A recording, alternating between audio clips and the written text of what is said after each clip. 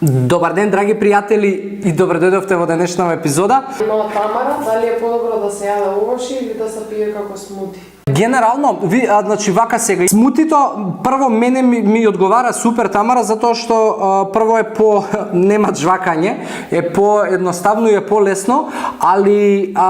разликата дали ќе го жвакаш или дали ќе биде у смути не е голема.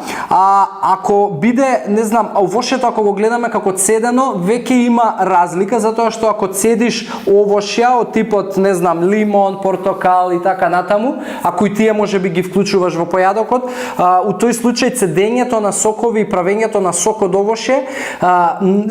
губи голем дел од нутритивната вредност од причина што отпаѓаат лушпите најчесто, отпаѓаат семките,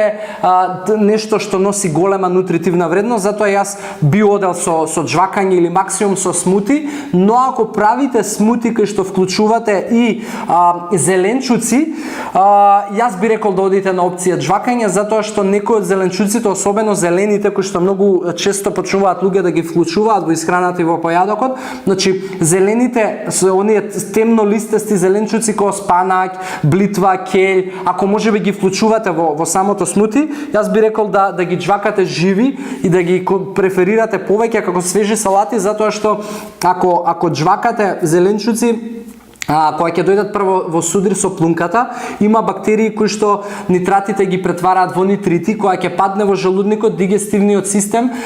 претвара дел од тие нитрити во азот моноксид, а азот моноксид кога ќе влезе во крвниот систем и во кардиоваскуларниот систем е многу погоден за